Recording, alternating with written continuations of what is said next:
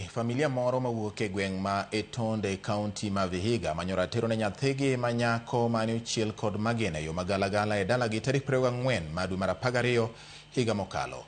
Min nyathino Jacqueline Odongo yango ni nyathino ma jaklas 12 ne rik ywecho e kinde mane gimoro chwado tiende ma olwar, to kane oring kode od thieth Mayala ne oyangi ni en magina mane ochuno mondo gigo ripot kuom apisas mag okwach kich Malwanda ma bende ne obedo joneno e bero manotimne nyathino e od thieth maduong' ma Vihiga.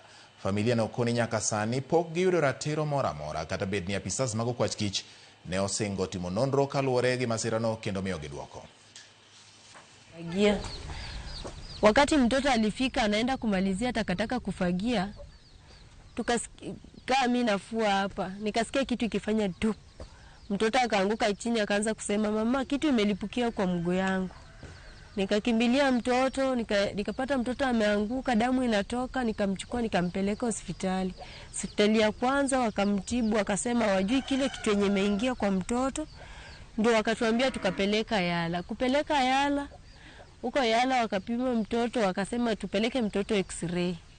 Kupeleka mtoto X-ray, mtoto akapatikana ako na risasi kwa mguu. Nilichukulia kama kitu mzito sana kwa moyo wangu na tukashindwa tutafanya aje. Hata sisi wengine tulishtuka kwa roho, lakini hiyo kitu inafaa serikali iangalie itusaidie.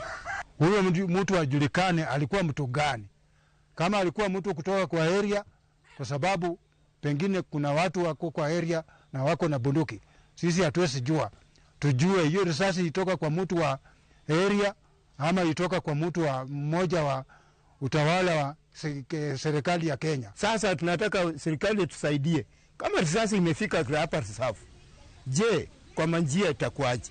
Kama risasi inaweza chapa mtoto asubuhi na usiku itakuaje? Tunahofia maisha yetu.